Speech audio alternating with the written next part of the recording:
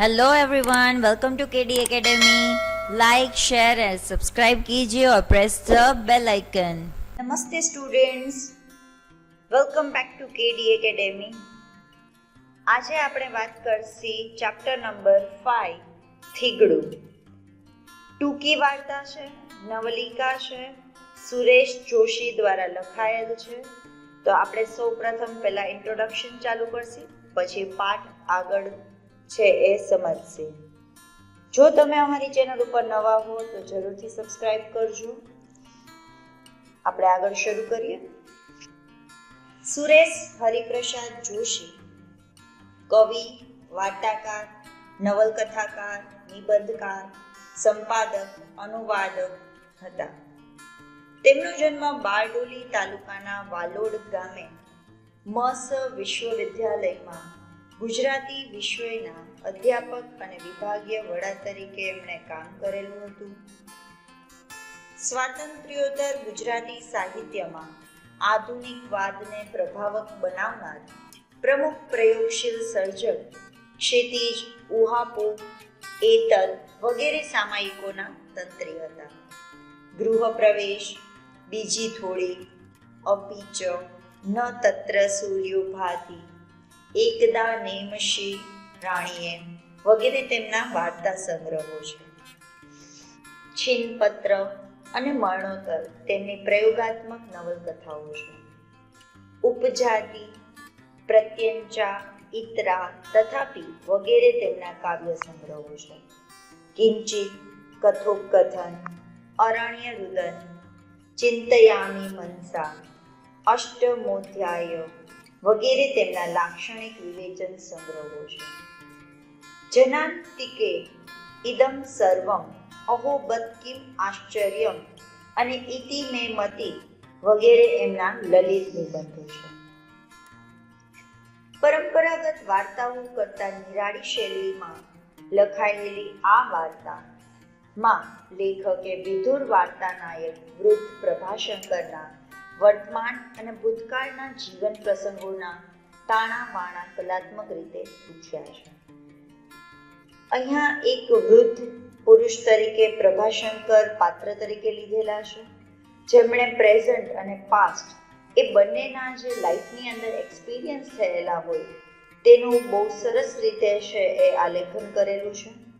વસ્ત્રને થીગડું મારતી વખતે પ્રભાશંકરના વીતેલા જીવન અને દાંપત્યની ઝલક સ્મૃતિ સંવેદન દ્વારા આપી દીધી છે કે પોતે જ્યારે કપડાની અંદર થીગડું એટલે કે એને થ્રેડથી છે કવરઅપ કરે છે, જે ફાટી ગયેલું છે એ ભાગને સાંધે છે, ત્યારે પ્રભાશંકરના વીતેલા જીવન અને જ્યારે એનું દાંપત્ય જીવન ચાલતું હતું ત્યારની સ્મૃતિ એટલે કે યાદ એ બધું જ એને રિમેમ્બર થાય છે। એકલા અને ઓશિયાળા પ્રભાશંકર વાર્તા કહેવાની શરતે પડોશીના છોકરા મનુ પાસે સુઈમાં દોરું પરોવાવે છે। એમણે કહેલી વાર્તામાં પણ સિદ્ધ પુરુષ રાજા રાણીને કુમાર ચિરાયુ માટે ચિર યૌવનનું વસ્ત્ર આપે છે, પણ તેમાં કાણું પડશે તો થીગડું મારવું અતિ કઠિન છે એમ કહે છે, અને એવું થાય છે પણ ખરું। વસ્ત્ર હોય કે શરીર, જીર્ણતાને નિવારવાનું અશક્ય છે। જીર્ણતાને એટલે કે આપણે વસ્ત્રની વાત કરીએ કે કોઈ પણ કાપડ હોય અથવા તો આપણું બોડી હોય તો જેમ જેમ એનું આયુષ્ય આગળ વધે છે, એની ઉંમર આગળ વધતી જાય છે, તેમ તેમ છે એનો નાશ થતો જાય છે, એ તૂટવા લાગે છે, પછી એને ટકાવી રાખવાના પ્રયાસો થીગડું મારવા જેવા છે। વાર્તામાં બાળ વાર્તા ગૂંથીને વાર્તાકારે આ જીવન રહસ્યને પ્રતિકાત્મક રીતે સૂચવી દીધું છે કે એક સરસ એવી વાર્તાની અંદર બીજી બાળ વાર્તા ઉમેરીને આ વાર્તાકારે આ વાર્તાને એક અલગ જ ઢાળમાં ઢાળી લીધેલી છે। આપણે ચેપ્ટર શરૂ કરીએ। પશ્ચિમમાં ક્ષિતિજ પર વાદળા છવાયેલા હતા, તેથી આથમવા આવેલા સૂરજની રતુમડી આભા દેખાતી નહોતી। સહેજ વાદળ આછા હતા, ત્યાંથી રતાશની નાની સી લકીર ઘડીભર દેખાય ન દેખાય ને છવાતા જતા અંધારામાં આલોપ થઈ ગઈ. જાણે કોઈ નાગણે બટકું ભરી અંધારાના ઝેરની કોથળી ઠાલવી દીધી. એ ઠલવાયેલો અંધકાર પ્રભાશંકરને પણ ચારે બાજુથી ઘેરી વળ્યો. કે આકાશની અંદર વાદળા છવાયેલા હતા. સૂરજ ધીરે ધીરે આથમવાની તૈયારીમાં હતો. આખે આખું જે આકાશ હતું, સ્કાય હતું, એ રેડ કલર, ઓરેન્જ કલર એ બધાનું મિક્સઅપ થઈ અને કલરેશન ત્યાં દેખાતું હતું. અને સેજ આછા વાદળ હતા અને એમાંથી લાલ કલર અથવા તો રતાશ કલરની એક નાનકડી લાઈન ત્યાંથી દેખાય ન દેખાય એટલી વારમાં તો સન છે એ સેટ થઈ જાય છે અને ચારે બાજુ છે અંધારું થઈ જાય છે. એટલે આ અંધકાર પ્રભાશંકરને પણ ઘેરી વળ્યો. પ્રભાશંકરે ગોખલામાંથી પાનની ચમચી લીધી. એ ખોલીને આંખો ઝીણી કરીને જોયું તો અંદર ચીમડાઈ ગયેલું અડધું જ પાન હતું. ગોખલો એટલે કે પહેલાંના જમાનામાં ઘરની અંદર એક નાનકડું સ્ક્વેર જેવું એક પાટ રાખવામાં આવતું, જેમાં લોકો છે એ દીવો રાખતા હતા. કે પહેલાંના જમાનામાં છે એ લાઇટ વધારે જતી રહેતી હતી, તો એ સમયે છે ત્યાં કેન્ડલને અથવા તો લેન્ટેન રાખી શકે અથવા તો નાનો લેમ્પ રાખી શકે કે જેના કારણે છે એ દીવો કરી શકે કે ચારે બાજુ પ્રકાશ ફેલાય. તો તે જગ્યાએ એક નાનકડી ડબ્બી રાખતા હતા કે જેની અંદર એ પાન છે એ રાખતા હતા. 2 દિવસથી હસમુખને પાન લાવવાનું યાદ કરાવવા છતાં એ ભૂલી જ જતો હતો. પ્રભાશંકરે ખૂબ કાળજીથી અડધા પાનના 2 ભાગ કર્યા. હસમુખ છે એ તેના દીકરાનું નામ છે. એને 2 દિવસથી કીધું હતું કે તું પાન લાવજે, પરંતુ એ ભૂલી જતો હતો. એટલે પ્રભાશંકરે શું કર્યું કે જે પાન હતું ને એના 2 પાર્ટ કરી નાખ્યા. એક પાર્ટ સાચવીને મૂકી દીધું અને બીજો છે એ પોતે એમાં ચૂનો ને કાંઠો ચોપડવા લાગ્યા. પાન મોઢામાં મૂક્યું, સાથે તમાકુની ચપટી ભરીને મોઢામાં મૂકી. બહારના શેરીના દીવાના પ્રકાશનો એક લીસોટો આગલા ઓરડામાં પડતો હતો. તેને અજવાળે ખીટીએ ભેરવેલો કોટ લઈને પહેર્યો. બહારથી શેરીમાં અહીંયા દીવો મૂકેલો હોય, તેની લાઈટ થોડી અંદર રૂમની અંદર પડતી હતી.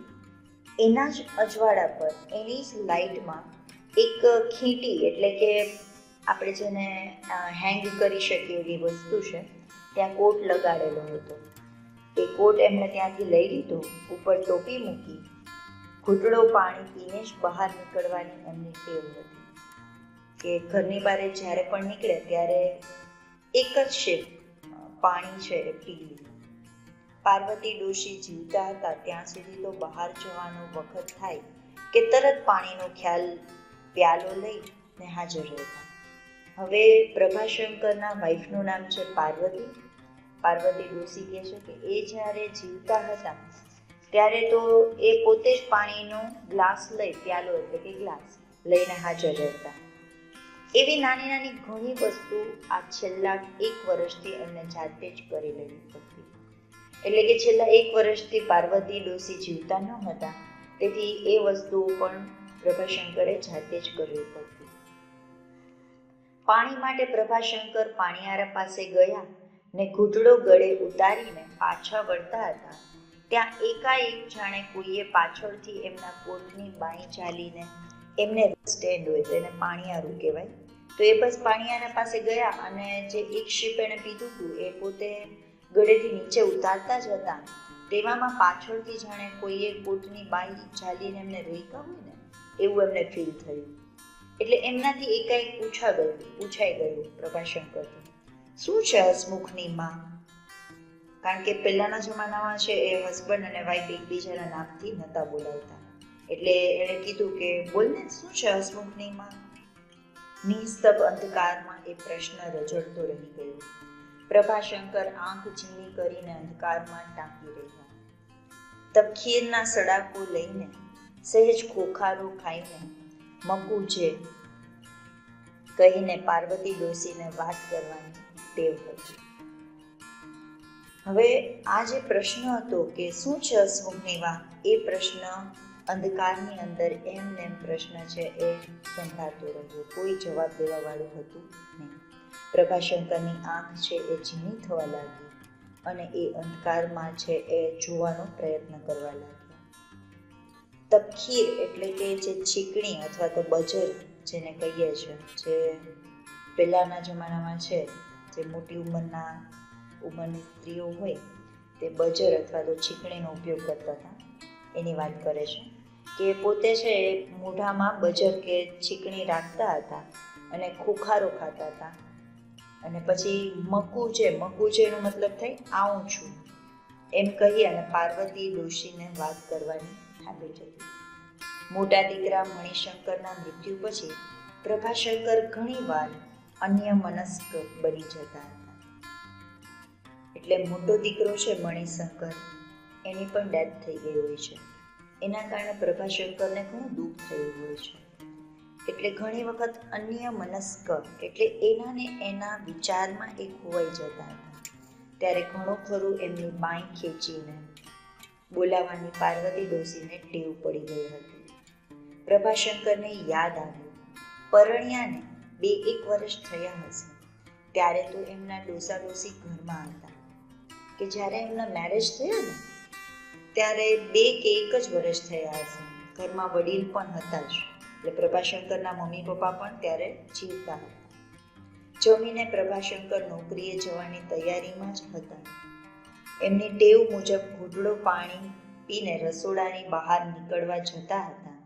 ત્યાં જ આમ જ કોટની બાઈ ખેંચીને એમને ઊભા રાખીને પાર્વતીએ પોતે માતા થવાની છે તેના શુભ સમાચાર આપ્યા હતા. કે પાર્વતીજી છે એ પોતે મા બનવાના છે એ સમાચાર છે એ જ રીતે આપેલા હતા કે બાઈને આમ ખેંચી અને પ્રભાશંકરને બોલાવી અને ગુડ ન્યૂઝ આપેલા હતા. સંયુક્ત કુટુંબમાં મર્યાદા જાળવીને રહેવાનું, 2 ઘડી એકાંત મેળવીને 1-2 શબ્દ બોલવાનું પણ ભાગ્યે જ બનતું હતું.